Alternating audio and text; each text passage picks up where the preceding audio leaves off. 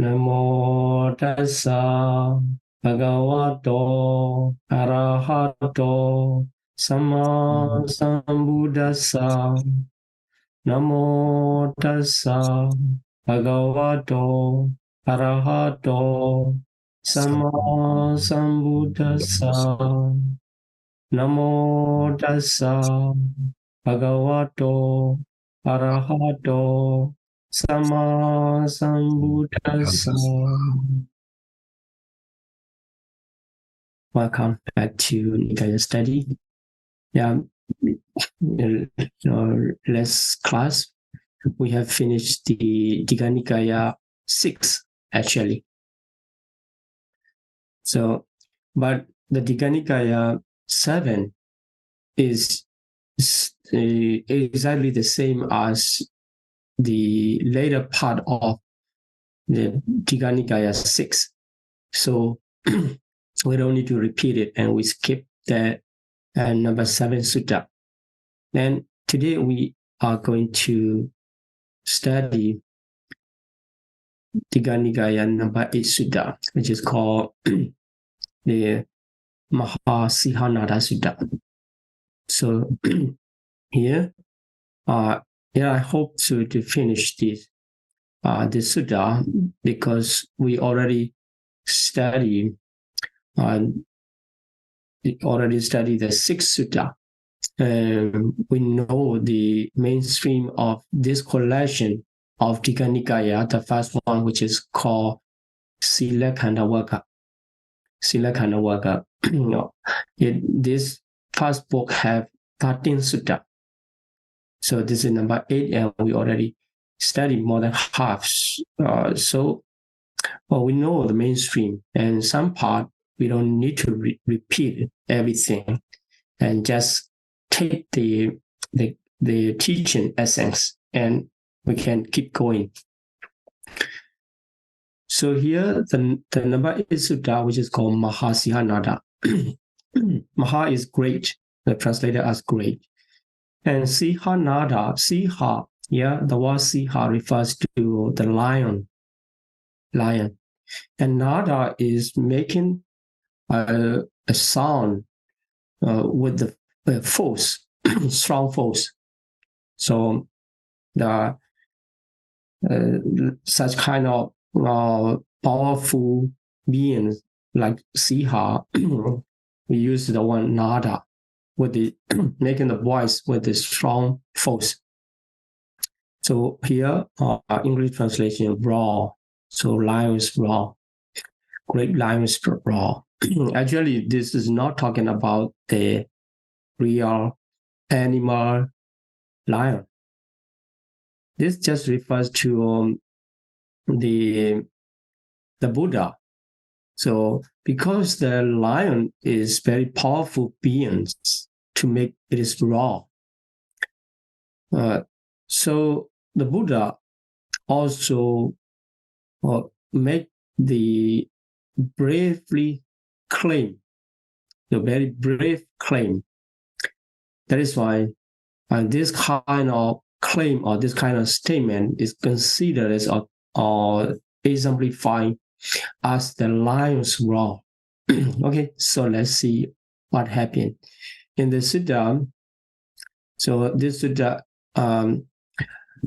was taught when the Buddha was staying the place Ujjayana, the deer park Ujjayana of the Ganakatala area. Then at that time, the ascetic, the name is Kassapa, Nika ascetic. This Kassapa should not be misunderstood with the Buddha's great disciple Kassapa, Venerable Mahakassapa. So this is not refers to Venerable Mahakassapa. Venerable Mahakassapa did not go into the Nika ascetic. So this is another one. So this Nika ascetic Kassapa approached to the Buddha, and he asked, because what he had heard about the Buddha's speech from the other ascetics, So what they say is the ascetic Gautama disproves all austerities. So his practice, Nika, DN8, and also taking some bounds, considered as one of the austerities. So he has concern about whether the Buddha blame all kinds. But then he asked this question, and also so lead a harsh life of self-mortification, blame. So whether the Buddha blamed this kind of, including his practice, this kind of life, this kind of practice. The self-mortification. Self-mortification is making, the difficult way of living, suffering, torturing oneself as a practice. And in this way, their intention is making the self weaker and weaker. And finally, they expect any kinds of achievement, including the liberation and suffering. But it cannot be happened from the Buddhist standpoint. Then when the Buddha preached, then they define it in this way. And listening, the Buddha is discouragement to make the deliberately torturing oneself. So they made the conclusion: the ascetic Gautama disproves all austerities and censures and blame on those kind of self-mortification. Then he asked whether they say whoever talking about this in this way, telling the truth or not. But here the translation is a little bit complicated, but I will explain what his question as mentioned in the Pali. So whether they are telling the truth, whether they are repeating what you have said, or their statement, their repetition about you should not be blamed by the wise. The wise standing as a judge, they have nothing to blame. I mean, they exactly repeating what you have said. And actually, for himself, he gave a statement. For myself, I don't want to blame you. I don't want to make any accusation to you. This is his question and his explanation.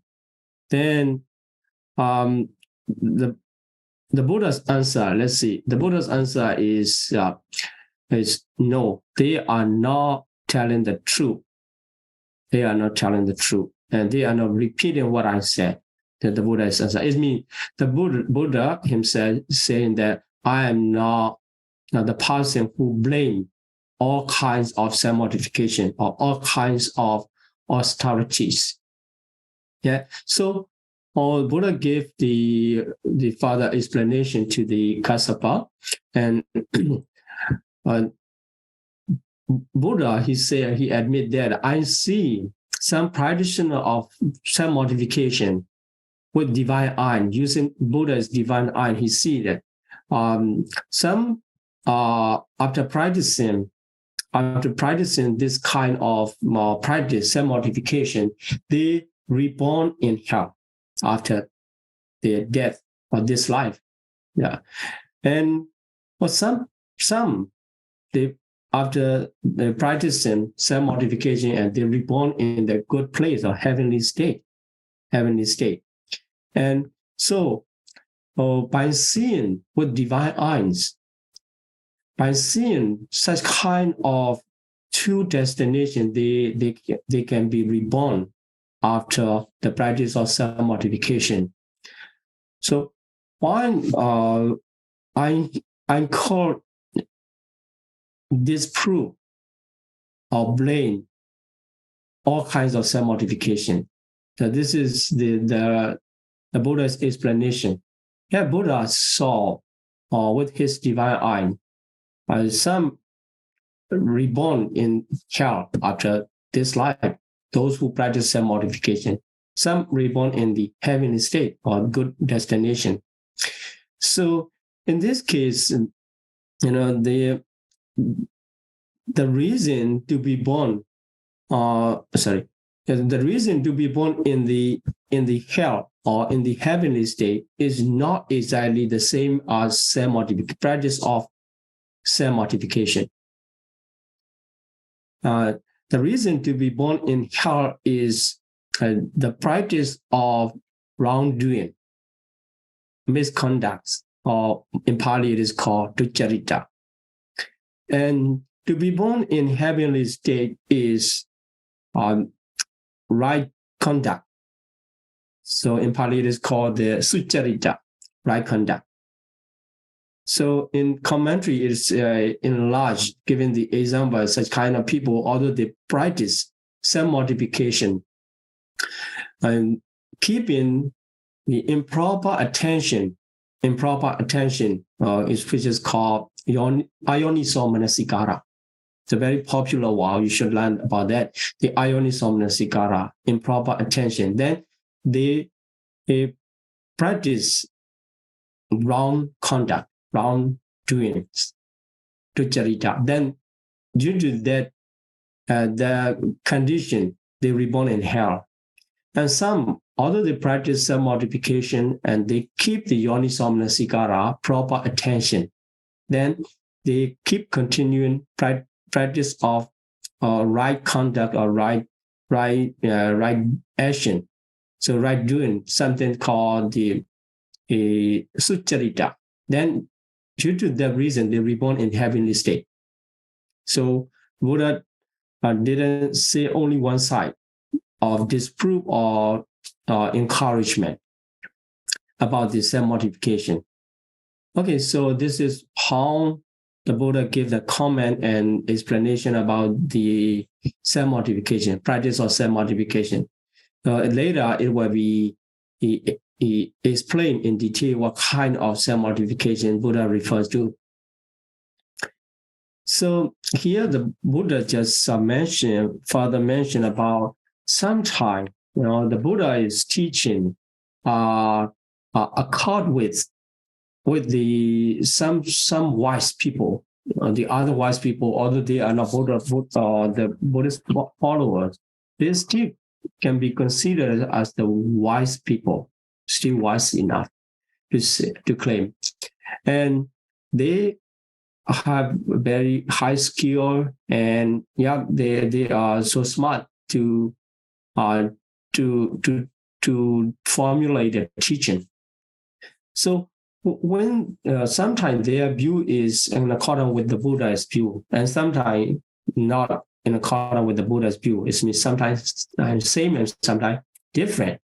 So here, sometimes they applaud, they appreciate, and the Buddha also appreciate. And sometimes the same thing, they don't appreciate, and the Buddha also didn't appreciate. And so in this way, the teaching can be the same or different. This is the point. This is the point. So, it means the Buddha never say, if they are not talking the same with me, everything wrong. So the Buddha didn't give this kind of statement. So in relation to the cell multiplication, also the same. Buddha gave. So in two ways, it can be possible. Because this is not the reason to be born in hell or to be born in the good destination. Then, so in this case, sometimes same and some part is the same and some part is different. In this case, the Buddha normally, when come to the discussion, Buddha say, if there's no agreement in different parts of the teaching, let's leave aside. We don't need to argue each other. We don't need to make competition to prove the truth. Okay, so in that case, some are in agreements. So let's the wise take up cross question and criticize this matter. And so in the agreement, need to analyze further, need to discuss more.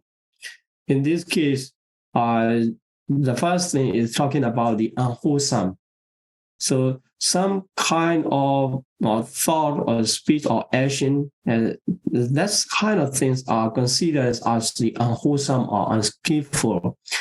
Also, many people recognize such kind of thing as unwholesome. And in relation to that unwholesome things, the question is whether the ascetic Gautama is free from these unwholesome, or these venerable teachers are free from these unwholesome. And they trying to investigate throughout the teaching and throughout the practice. Then the conclusion come, the wise, the judges are wise people. So normally the wise people make this kind of conclusion. In relation to unwholesome things, the ascetic Gautama has completely freed himself. So the Buddha, for his teaching, if we give the concept teaching of the Buddha, we give the statement referring to the Ovada Patimokkha, 3 things. The first one is to avoid unwholesome. So the Buddha himself completely free from these unwholesome states, unwholesome things. But for the other venerable teacher, some they still trying to avoid them from the unwholesome state, but only in part. So the wise judge, they make this kind of comment, this kind of conclusion. In relation to unwholesome state, ascetic Gautama free, completely free. And other venerable teacher, only some part free. That means they have remained practice. So in this case, the wise gave the Buddha's greatest share of praise. So they make this kind of conclusion. Then the second one is in relation to the wholesome states. For the wholesome state, the question is whether the ascetic Gautama completely master to these wholesome things or the other teacher. So when they investigate, and what they found out is the Buddha side, the Buddha completely mastered them, but for other teacher, they master only in part, partially master for the practice of wholesome things. So in this case also, the judge, the wise people, they give the preference to the Buddha. So two already have. Buddha just give the statement, what happened in the judgment, in the discussion. So in this case, Buddha say the Kassapa, there's a path and the course of training. So if somebody follow this path and course of training, he can see by himself, he can know that the Buddha speak proper time and true to the point, to Dhamma and Vinaya, Dhamma and discipline. And what is referring to the path and training is Noble Eightfold Path. We already repeated this one.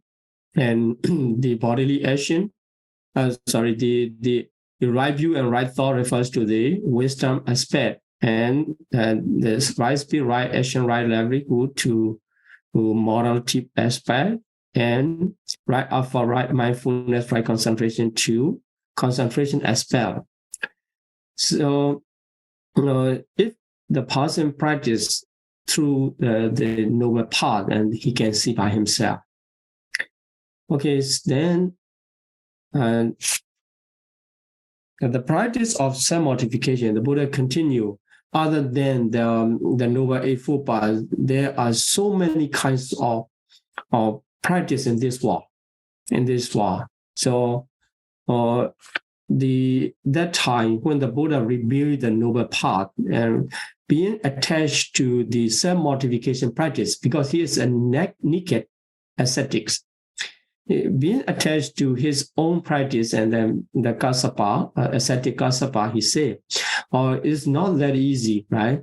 So, Venerable Gautama, you say that, but ascetic practice of silent practitioner of self-mortification is considered as proper to them. So for themselves, they are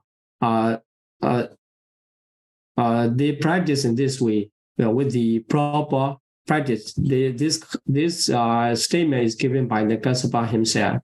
So what kind of practice? He has mentioned the different kinds, so we don't need to repeat all the things here. And if you are interested in what kind of cell modification they practice, or if you like to practice, you should learn through the test. Here, the Nika ascetics. So he mentioned his practice, some of the practice from his set, his group. So they use no polite restrainers and lick his hands. Such kind, many different kinds of practice actually for the normal people in common sense is sometimes it is hard. Sometimes this may not be willing to practice these. But for themselves, they made some bond to this practice, and then they keep this kind of practice. And so here some are avoiding the action of eating. So such kind of action, we don't eat this kind. And also in another page, it mentioned about the avoiding fish or meat. I just keep vegetarian. Okay, so practicing vegetarian is one of the practice, but we don't say in that case something right or wrong. But here, even the outsider, the naked ascetic, they also practice these kinds. But it doesn't matter if whoever like and they can practice. But in the Buddhist Theravada tradition, and we are not thinking too much about that, and we just keep talking about the right or wrongdoings. Okay, so in this case, he explained, austerities and avoiding eating. So he take eating rice only in a day, or in a month, or twice in a month, like this. So sometimes they are skipping the meal, also taking a kind of practice. Then they mention these are considered as a proper practice. It's mentioned by the Kassapa, and also keep going there. Some are eating, not the ordinary people are eating. The different kinds of we can say that there are certain foods, and they do it, and they eat the difficult foods for living. And some people, and they wear, and they're not comfortable dresses and different kinds in India at that time. And these are some of their practice. And some, they practice the pluck out of the hair or beard. So they pick up. And this also a kind of, they consider a kind of the practice. Okay, so let's keep going. Here the bathing also considered as one of the practice of bathing or 3 times as a practice. Okay, this kind, even it is very cool, and they keep practicing with determination or kind of religious bond. Then for the Buddha, Buddha explained, okay, so Kassapa, a practitioner of cell modification, may do all these things. So they do some or they do all. It doesn't matter. Okay, so let's consider that person really he devote in his own practice and complete all kinds, or making all kinds of practice in his bond. But if he is not practicing morality, and heart refers to the concentration here, and wisdom. So for the Noble Eightfold Path, it consists of 3 training. But for that person, although he is a practitioner of the cell modification for all cases, but if he does not or develop his morality or concentration or wisdom, that can bring him to realization of the truth. He is still far from being an ascetic or Brahmin. So here the ascetic or Brahmin refers to those who can attain the liberation, the enlightenment. So if the person, although he is practicing such kind of self-mortification in all cases, if he does not develop morality, concentration, and wisdom aspect to develop as to the realization, and he cannot be counted even as ascetic or Brahmin. So in this case, we should know what kind of people can be counted as ascetic is who practice the morality, concentration, and wisdom. This is the Buddha's view, Buddha's teaching.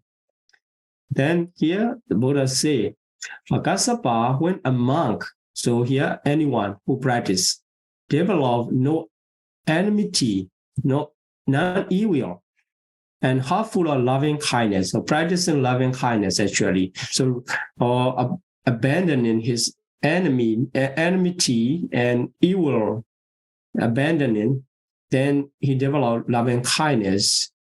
And through all the practice of loving kindness, and he keep continuing, and to the stage of vipassana, as mentioned in the Digha Nikaya 2, if he develops finally he can abandon all kinds of corruptions referred to the asava. Then he can dwell with the uncorrupted deliverance from mind, Chitta Vimutti, and deliverance through wisdom, Panya Vimutti. So this is called the final deliverance through the practice of loving kindness, but not only loving kindness, it refers to the threefold training here. And on the other hand, we can see the Noble Eightfold Path completed. And finally, he could dwell with the uncorrupted deliverance of mind, uncorrupted deliverance through wisdom by his own insight in this very life. This very life, he attained this kind of deliverance. But this kind of monk, although he is not practicing any kinds of self-mortification practice, he can be termed, he can be called as ascetic or Brahmin.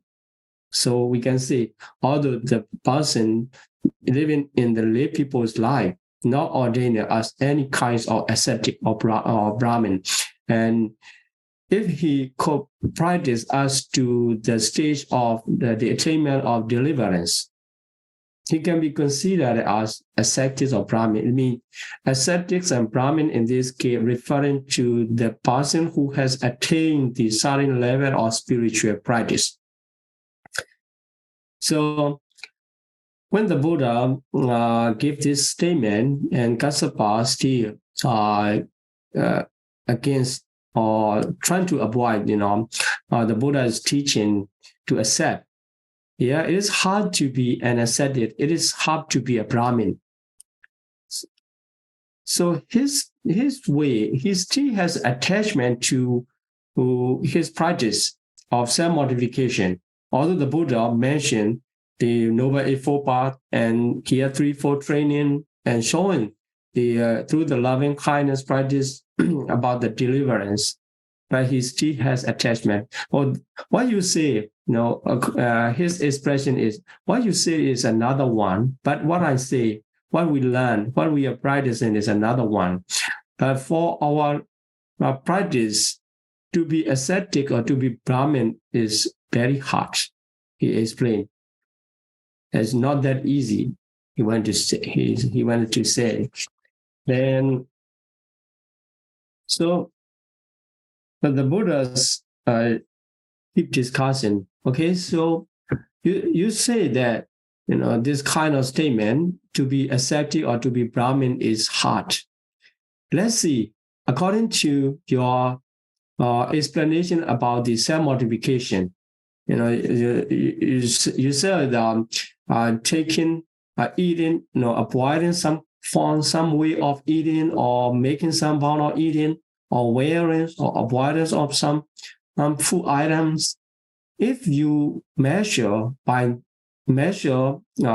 difficulties by this kind of practice, considering as being ascetic or Brahmin is difficult, okay, let's say even the householder not necessarily do order any kinds of ascetic and they can avoid certain way of eating or certain item of food and certain dresses they can wear.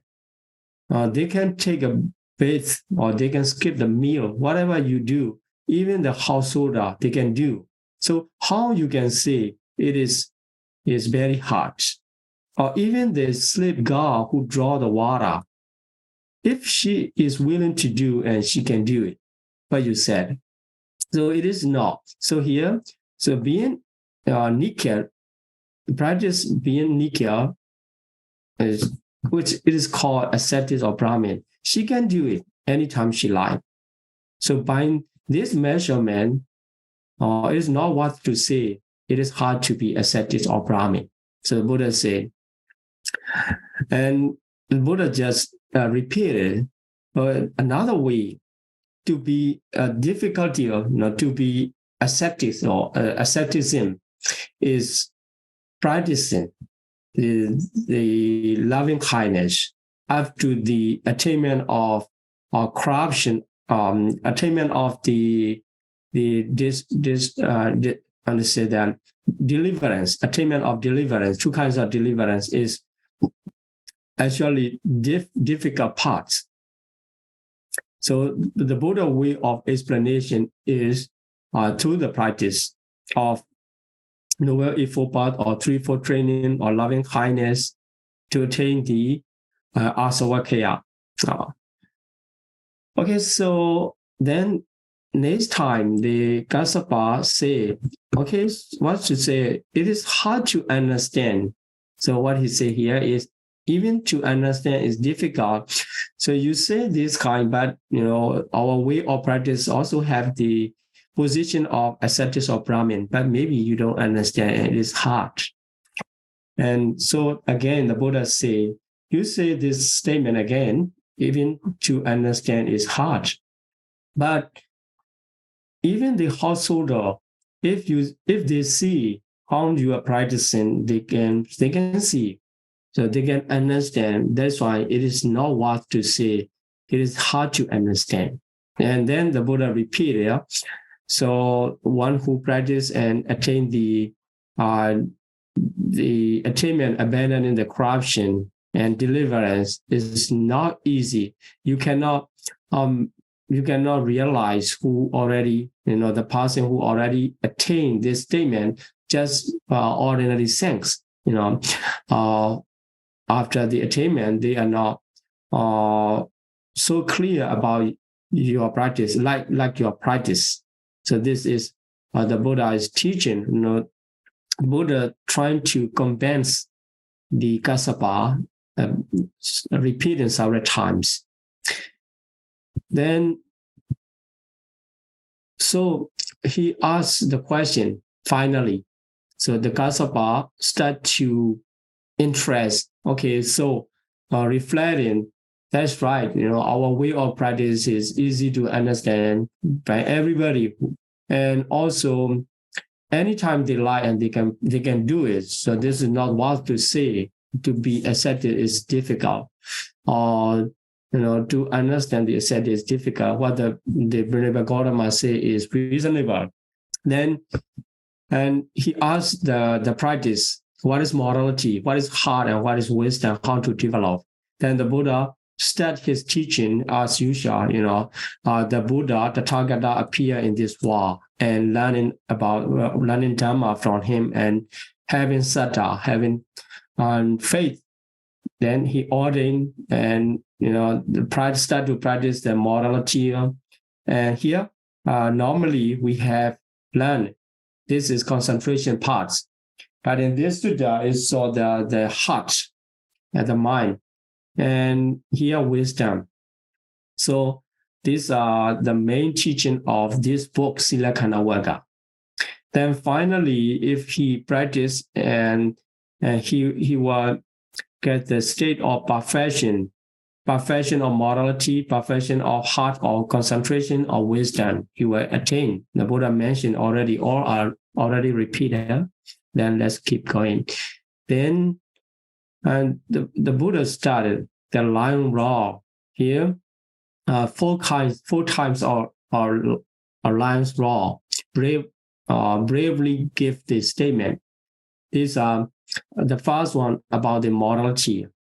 So there are not only the Buddha, there are some ascetics and Brahmin also preaching about the morality or praising about the practice of morality. But in this case, if the wise people trying to evaluate among the ascetics and Brahmin and talking about the morality, in their case, the Buddha said, I do not see anyone who have surpasses me in this case of morality practice. And I am supreme. So he claimed himself, I'm supreme in relation to talking about the super morality. Then second one. So this one is number one, lion roar. So who else can do this? I am supreme. That only the Buddha did it. And another case is about the self-mortification, scrupulous austerity. This refers to the beneficial one, not unbeneficial mortification. So in the Buddha's teaching, there are 13 kinds of practice considered as the kind of difficult to make a bound, and Dutanga is called. So in this case, Buddha also preached this kind. In this, Buddha said that I'm supreme because what the Buddha said, the super austerity refers to the path to shaking off the defilement, the path to eliminate the defilements. So Buddha had the confidence to say, I'm supreme in this case. And this is the second one. And number 3 is talking about the wisdom. Also, Buddha claimed, I'm supreme, super wisdom. And whoever talking about the liberation, and Buddha say, I'm supreme for the super liberation. So these are 4 kinds of lion roar made by the Buddha himself.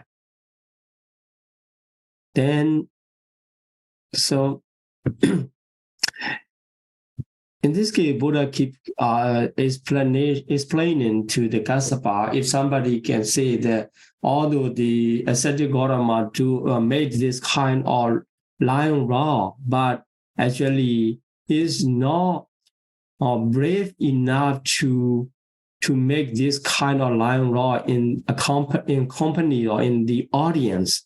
He just made empty places, in the secret place or private area, he did it, but it's not, he does not have a confidence enough to give this kind of roar in the audience, in public. But if somebody talking in this way and it is not true, that's why you should correct them. Yeah, actually, the ascetic Gautama roar his lion roar, and his roar in public, not only in the private area. So we can conclude that the Buddha give this kind of lion roar in company or in public. And also, although he give his roar in the public area in company, but without confidence, sometimes, although they are talking, but they don't have enough confidence, shaking, and less confident they talk. But the Buddha is not that. So the Buddha say you should correct them. Ascetic Gautama make his roar confidently in public. Then, okay, so some will criticize more, and they say, because nobody asked question and he can make this kind of lion roar in public confidently. But actually, many people already asked them many questions to test this supreme lion roar. but the Buddha has answer. So keep testing for the the the items to test, the question to test. Okay, so although some people ask, and the ascetic Gautama does not answer, that's why he just made the raw only. But Buddha answer, and here we can make conclusion. Everything here to be shortened. Then, if he answer, he does not win because he could not answer properly like this. Or some people say, although he win in debates, but the audience, the questioner, do not find it pleasing, no? But he could not match, and he just accept. But actually he please, they please, and also they are not satisfied, or although they satisfy, some people they don't behave as the Venerable Gautama explain, although they satisfy. Maybe here this refers to, this is just the theoretical explanation. They satisfy, but they don't practice in according to the behavior. They don't apply in behavior. But here, I like to remind you, when we study about the Buddha teaching through the Nikaya text, I like to suggest it should not be in this way. Although we delight with the Buddha's teaching. Okay, it's good, and moralities, or concentration, or wisdom, or insight, whatever, the text explained is good. But if we don't behave, is matched with this complaint and this criticism. So we should behave according to what we were satisfying through the teaching. Then the next stage of complaint is, although they're trying to behave and they are not on the path of truth, and then they keep complaining this, although they are on the path of truth and they are not satisfied with the practice. To give the answer for all these complaints and these questions, and the Buddha gave the complete statement here, you should say, ascetic Gautama make his lion roar in company, in public, confidently, and they already asked the question, and also he has answered, and he win with his answer. Then the questioner could find the pleasing and already satisfied with his teaching. And through the satisfaction, and they follow to behave, to practice, and they get into the path of truth. Then finally, they satisfy with their practice following to the ascetic Gautama. So they should be told, they should be corrected in this way. The Buddha gave instruction to the Kassapa. It's a kind of teaching to the naked ascetic Kassapa. Then the Buddha gave the example. So once the Buddha was staying in Rajagaha and Baksha Peak, this famous one in the pilgrim sites. Then another practitioner of self-modification called Nirodha approached to the Buddha and asked the question. Then the Buddha explained about the way how to practice and what is the kind of practice compared to the self-modification. Then by his explanation, Buddha's explanation, Nirodha, the accepted another practitioner, self-modification practitioner of Nirodha, was delighted in all measure.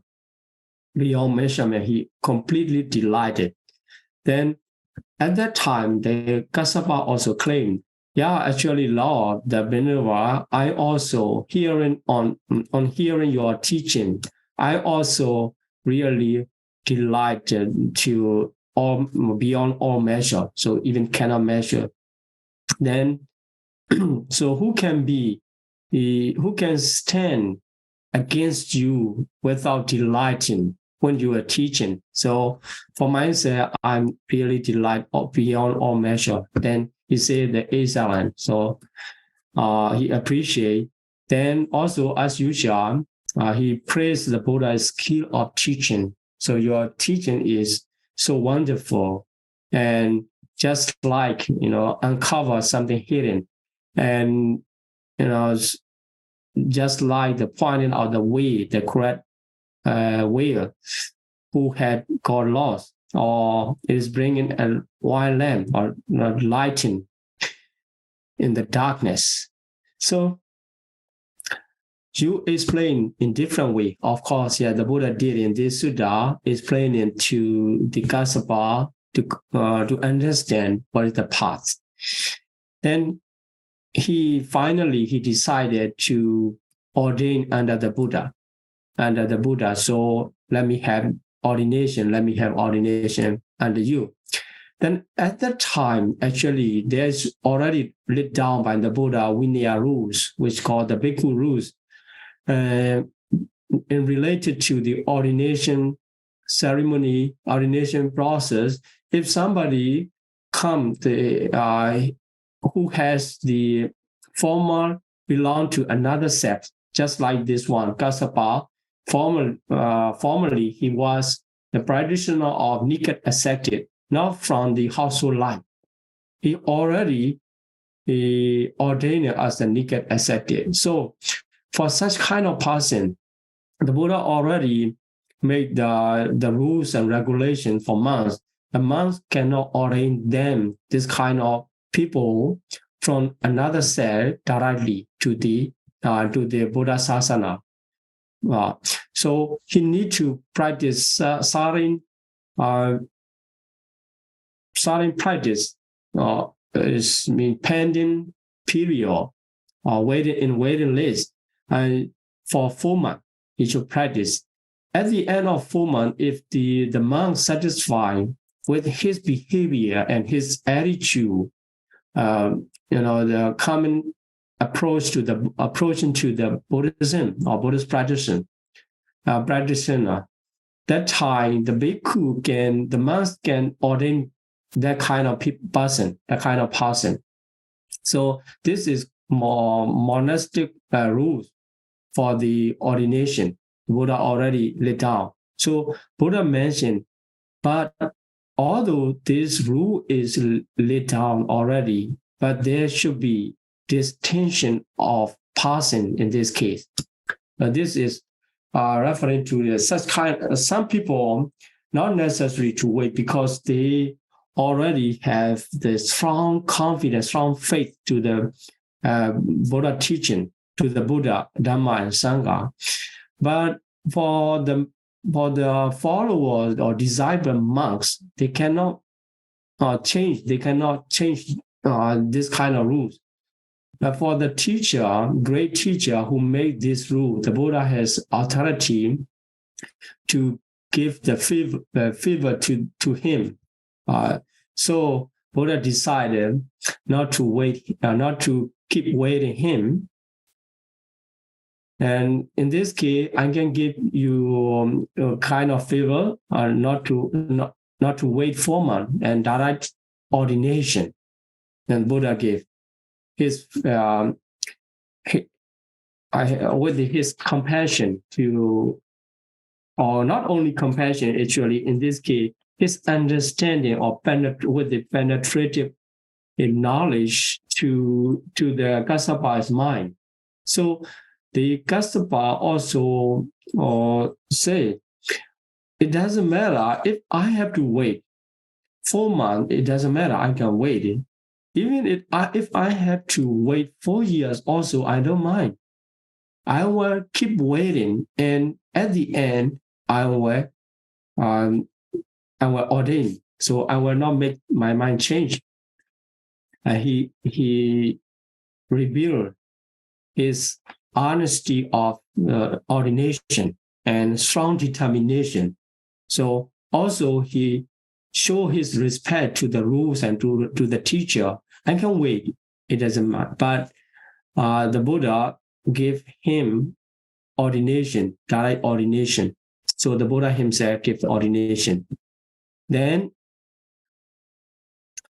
after receiving higher ordination from the Buddha himself, become the Venerable Kassapa. So remember, this is not Venerable Mahakassapa. This is Venerable Kassapa only. So newly ordained one. And he lived alone. He dwelt alone in secluded area, unwavering mind, and trying to practice zealous, with the strong determination. By these qualifications, and he attained the enlightenment in short time.